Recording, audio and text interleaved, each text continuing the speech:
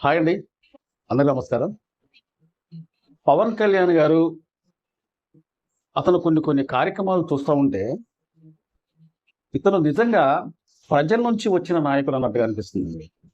ఎందుకంటే పవన్ కళ్యాణ్ గారు 2014లో అతను ప్రజల్లోకి వచ్చిన తర్వాత అతన్ని పెద్దగా నమ్మలేదు ప్రజలు.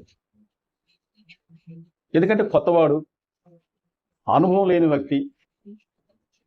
ఇతనికి ఒకవేళ ఓట్లేసినట్లయితే ప్రజల్ని ఏం చూసుకుంటారులే అన్నట్టుగా అనిపించింది. చాలా మంది కూడా అలాగే అనిపించింది. అందుకనే 2014లో ఆయన పోటీ చేయలేదు అనుకోండి. ప్రజల్లోకి ముందాల వెళ్ళిన తర్వాత అతనంటే ఏంటో ప్రజలకు తెలిసిన తర్వాత అప్పుడు ప్రజల నుంచి ఓట్లు వేయించుకుందాం, ప్రజలు నన్ను నమ్మిన తర్వాతే వాళ్ళు ఓట్లేస్తారు అనుకుంటూ ఏమో నాకైతే తెలియదు. కానీ 2014లో మాత్రం ఆయన పోటీ చేయలేదు. సరే, ఇదంతా నేను ఎందుకు చెప్తున్నానంటే 2019లో ఆయన ఎలక్షన్లో నిలబడిండు. కొన్ని కారణాల చేత ఆయన వాడిపోయాడు. ఎందుకంటే ఇటు వైసీపీ పార్టీ అనేది మంచి ఫామ్లో ఉంది ఆ టైంలో. వైసీపీ పార్టీకి ఇంతకుముందు ఎప్పుడు కూడా అధికారం లేదు కాబట్టి ఆ పార్టీని నమ్మారు, ఓటేశారు. సరే, 2024లో మాత్రం కూటమి ప్రభుత్వం అధికారంలోకి వచ్చిన తర్వాత పవన్ కళ్యాణ్ గారు చేసే కార్యక్రమాలు చూస్తూ ఉంటే నిజమైన నాయకుడు, ప్రజల నుంచి వచ్చిన నాయకుడు, ప్రజలకు మేలు చేసే నాయకుడు నమ్మారన్నట్టుగా అనిపిస్తుంది.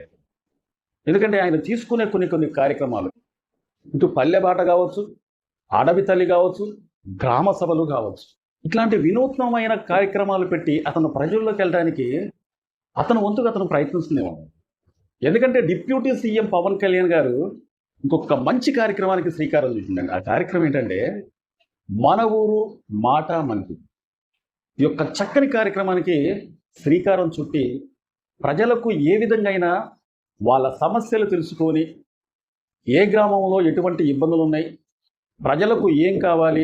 శ్రీకాకుళం జిల్లా టెకల నియోజకవర్గం రావివరస గ్రామంలో భవానీ థియేటర్లో 290 మంది ఆ గ్రామస్తులను, అంటే ఒక్కొక్క కుటుంబంలో ఒక్కొక్క వ్యక్తిని, ఒక వ్యక్తి కావచ్చు లేకపోతే ఇద్దరు కూడా కావచ్చు, వాళ్ళకున్న సమస్యలను నేరుగా పవన్ కళ్యాణ్ గారే మంగళగిరి ఆఫీస్ నుంచి ఆ థియేటర్లో కూర్చున్న ప్రజలతో మాట్లాడతాం.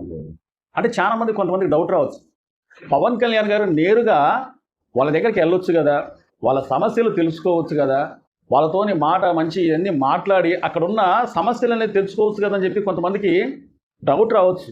కానీ పవన్ కళ్యాణ్ గారు ఆ విధంగా ప్రజల్లోకి వెళ్ళడం వల్ల కొన్ని ఇబ్బందులు ఎదుర్కోవాల్సి వస్తుందండి. ఇటు పవన్ కళ్యాణ్ గారు ఎదుర్కోవాల్సి వస్తుంది, అంతేకాకుండా కొంతమంది ప్రజలు, అక్కడికి వచ్చే ప్రజలు కూడా ఎదుర్కోవాల్సి వస్తుంది. ఎందుకంటే పవన్ కళ్యాణ్ అంటే ఇంతకుముందు ఒక సినిమా స్టార్.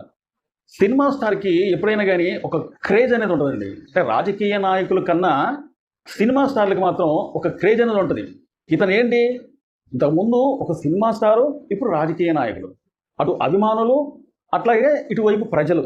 అభిమానులు వేరు, ప్రజలు వేరు. ఒకప్పుడు పవన్ కళ్యాణ్ గారిని ప్రేమించేది, ఆరాధించేది, అతనంటే ఇష్టపడేది అభిమానులు మాత్రమే ఉండేవాళ్ళు. ఇప్పుడు ఏంటంటే అటు సినిమా హీరో నుంచి ఆ ఇమేజే కాకుండా ఇటువైపు రాజకీయ నాయకుడు, ఒక ప్రజానాయకుడు కాబట్టి ఇంకా ప్రజల నుంచి ఎక్కువ స్పందన అనేది వస్తుందన్నమాట. అంటే క్రౌడ్ అనేది పెరిగిపోతుంది.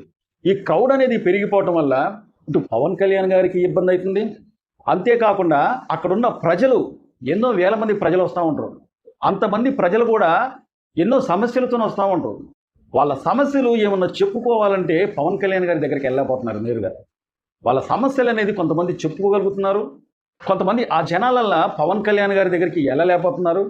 పవన్ కళ్యాణ్ గారి దగ్గర ఉన్న సిబ్బంది కూడా కొంతమంది, అంటే అక్కడ తొక్కిసలాట ఏమైనా జరిగిద్దన్న ఉద్దేశంతో కొంతమంది ప్రజలు కూడా అక్కడ దగ్గరికి నేరుగా వెళ్ళలేకపోతున్నారు అనమాట. అందువల్ల పవన్ కళ్యాణ్ గారు ఇదంతా గమనించి, నేను వాళ్ళ సమస్యలు తెలుసుకుందామని చెప్పి నేను వెళ్తా ఉంటే వచ్చే ప్రజలు వాళ్ళ సమస్యలు చెప్పుకుందామని చెప్పి వాళ్ళు వస్తున్నా కానీ ఇక్కడ ఏమన్నా తొక్కిసలాట జరిగి ఏమన్నా ఇబ్బందులు జరిగే అవకాశం ఉంటుందేమో అని చెప్పి ఓసారి పవన్ కళ్యాణ్ గారికి ఆ డౌట్ వస్తుందట, భయం వేస్తుందట.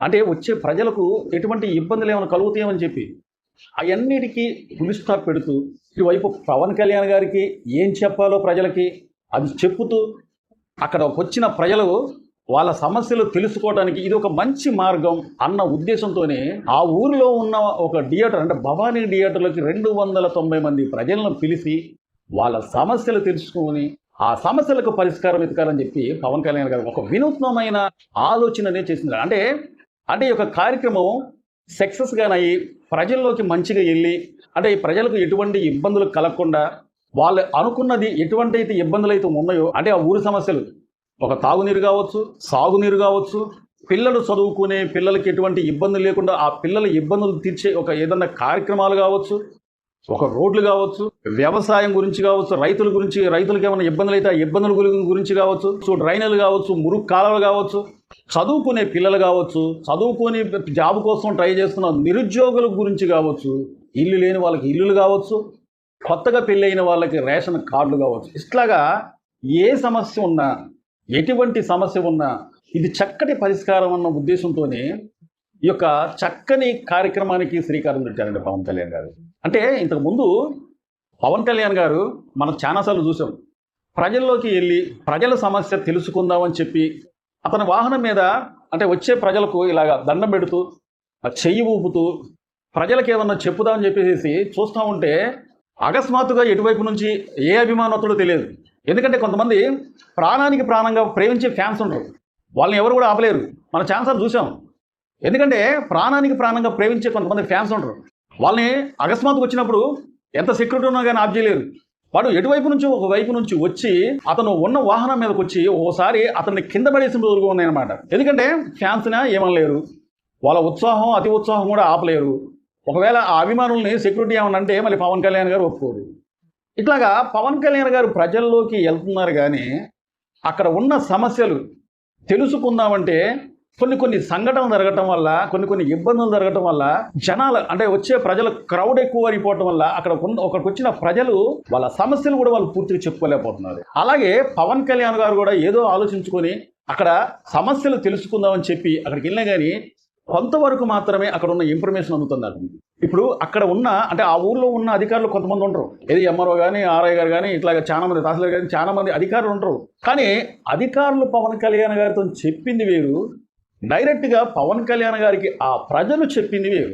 కాబట్టి పవన్ కళ్యాణ్ గారు అటు ప్రజలకు ఏమవ్వకుండా ప్రజలు ఏం చెప్పాలో వాళ్ళు నేరుగా పవన్ కళ్యాణ్ గారికి ఆ వీడియో కాన్ఫరెన్స్ ద్వారా చెప్పితే పవన్ కళ్యాణ్ గారు వెంటనే అక్కడ ఉన్న అంటే ఆ గ్రామానికి సంబంధించిన అధికారులు అయితే ఎవరైతే ఉన్నారో వాళ్ళకి వెంటనే వాళ్ళకి చెప్పి ఎటువంటి సమస్యనైనా పరిష్కారం చేయడానికి ఈ యొక్క కార్యక్రమం అనేది దోహదపడుతుందని చెప్పి పవన్ కళ్యాణ్ గారు చాలా చక్కగా ఆలోచించారండి. చూద్దాం, పవన్ కళ్యాణ్ గారు శ్రీకాకుళంలో ఈ యొక్క కార్యక్రమాన్ని మొదటిగా ప్రారంభించారు. అయితే ఈ యొక్క కార్యక్రమం సత్ఫలితాలు ఒకవేళ వచ్చినట్లయితే ఇదే కార్యక్రమం అతను అధికారంలో ఉన్నంత వరకు అంటే 2029 వరకు కూడా ఈ విధంగా విడతల వారీగా చేయాలని చెప్పి పవన్ కళ్యాణ్ గారు అయితే నిర్ణయించుకున్నారండి. ఈ యొక్క కార్యక్రమం దిగ్విజయంగా ప్రజలకు మేలు జరిగే కార్యక్రమం కాబట్టి జయప్రదం కావాలని చెప్పి మనందరం కోరుకుందాం. చాలామంది మా వీడియో చూస్తున్నారు కానీ సబ్స్క్రైబ్ చేసుకోకుండా చూస్తున్నారంటే దయచేసి మీరు మమ్మల్ని సబ్స్క్రైబ్ చేసుకుంటే మమ్మల్ని ఎంకరేజ్ చేసేందుగా ఈ వీడియోపై ఒక లైక్ చేయండి, మీ అమూల్యమైన కామెంట్ తెలుపుతారని చెప్పి కోరుకుంటూ మా వీడియో నచ్చితే సబ్స్క్రైబ్ చేసుకోండి. మరో మంచి వీడియోతో మళ్ళీ మేము ముందుకు వస్తాం. Thank you.